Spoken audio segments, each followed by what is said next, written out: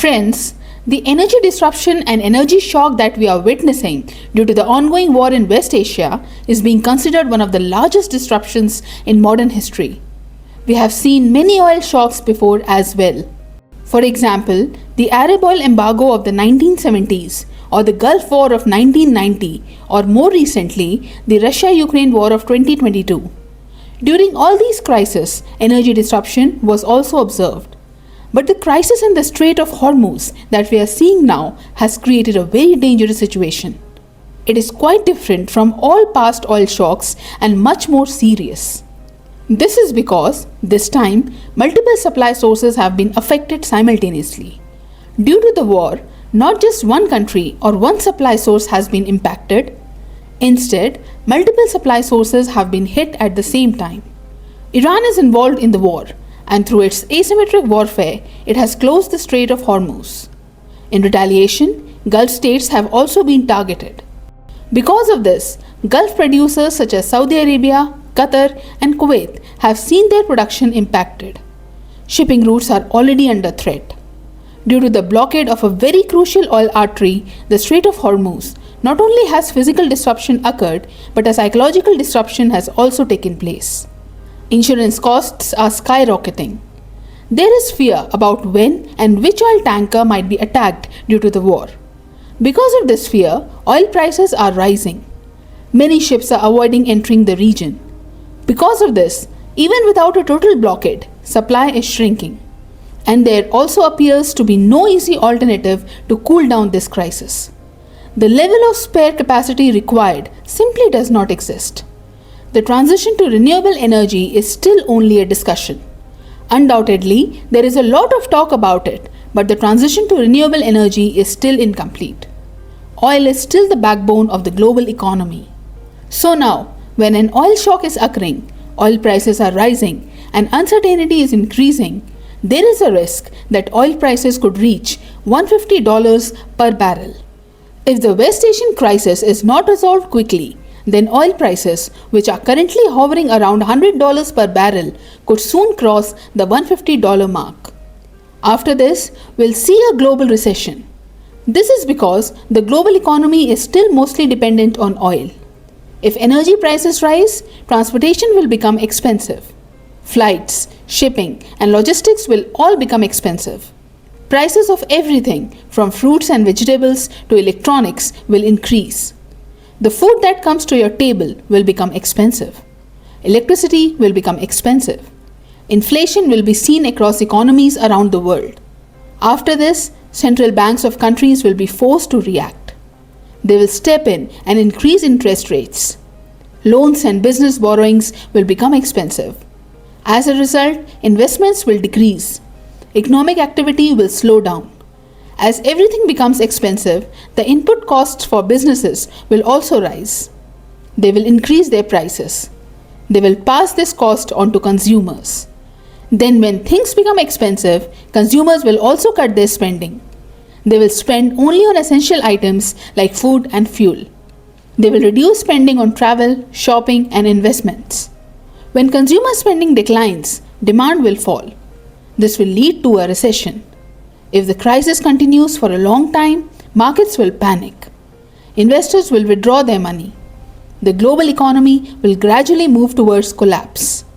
If tensions are prolonged, the Strait of Hormuz becomes fully blocked and oil supply tightens, then the chain reaction that follows will trigger a global recession. This crisis will hit global industries and transportation. Aviation and manufacturing will be affected. Fertilizers, plastics, and chemicals will all become expensive. Inflation will increase everywhere. See, the Russia-Ukraine war is also ongoing. It has been going on for over 4 years. But the thing is that it mainly impacted Europe's energy exports. We mainly saw energy disruption in Europe. The current war in West Asia is different.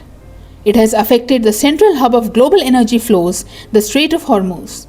About 20% of the world's energy flows through this route. The Gulf region is the core distribution system of global energy. Through its asymmetric warfare, Iran has weaponized this crucial energy choke point. It has been used like a geopolitical weapon. The Strait of Hormuz influences the global economy. That is why the conflict in West Asia is causing a global economic shock. Countries are releasing their strategic oil reserves into the market. But this will provide only temporary relief. If the war is not resolved quickly, severe disruption will be seen. This could become the largest energy disruption in history. This will not just slow down the global economy, it will completely shake it. So, if we want to prevent a global energy collapse, we will need some stabilizers. At least partial de-escalation will be required, if not full de-escalation. It will be necessary to reach an agreement that oil infrastructure will not be targeted. In this way, military actions will have to be controlled. The Strait of Hormuz must not be completely blocked. As we have seen, tensions are already high in the Russia-Ukraine war. Similarly, if tensions remain high in the West Asia war also, but oil continues to flow, then markets will remain calm. This is because markets fear disruption more than war itself. So, if we can stabilize oil supply, prices will also remain stable. The best case scenario is that the war ends completely. But if that is difficult and does not happen, then the most realistic scenario is that at least partial de-escalation takes place. An understanding should be developed that both sides will not attack energy infrastructure. For this, the US and Israel will have to take Iran's red lines seriously. Because Iran has already announced that if its energy infrastructure is targeted, it will attack the entire region's energy infrastructure. So, if Iran's red lines are not crossed, then it can be expected that Iran will also not retaliate. We are already seeing that countries that have shown a positive attitude toward Iran are being given exemptions. Spain is the prime example. Ships from India and China are also passing through the Strait of Hormuz. Japan is receiving relaxations. Iran is also willing to provide relief to Sri Lanka. So, if the United States and Israel acknowledge their strategic mistake and, through back-channel diplomacy, ensure that an informal understanding is developed, then stability can be achieved. For this, countries like Oman, Qatar, and Turkey can be used as bridges. At this point, building at least an informal ceasefire-like understanding is extremely necessary. It is essential to reach an agreement that energy assets will not be targeted. Gradually, confidence-building steps will have to be taken in this direction. Even if public fighting continues, private communication should not be completely cut off. Otherwise, the war will last much longer and cause extensive damage. Many countries are releasing millions of barrels of oil reserves into the market to offset oil shocks. They are releasing their emergency oil stockpiles. But this is a temporary solution. It is not a permanent solution. It will stabilize prices temporarily. Panic will reduce for a short time. But it has limitations. It is a short-term solution, not a permanent one. The permanent solution is that Israel and the United States avoid any kind of further miscalculation. This will prevent the war from escalating. Shipping lanes will remain open. Even during conflict, shipping can be carefully managed. And this can prove to be a powerful stabilizing factor. So, if coordination between countries is increased, fear is reduced, and oil flow is maintained, then economic collapse can be avoided. There is no point in oil existing if it cannot move freely. If the oil supply shock is not controlled, then we will see a domino effect. A recession will occur. People will stop spending. Businesses will shut down. Trade will slow down. Demand will be destroyed. Unemployment will increase.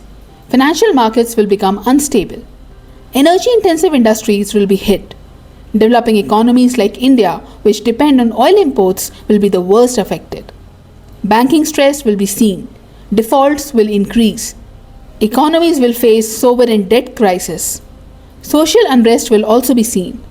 Due to the cost of living crisis, people will come out on the streets to protest. This can also lead to a political crisis. Political instability will be seen. In this way, it will not take long for an energy crisis to turn into an economic crisis and then into a political crisis. A single energy choke point can trigger a global shock. Oil price hikes and worldwide inflation will give rise to multiple crises. But all of this can be prevented through diplomacy. So, it is wise to stop before it reaches the point of no return.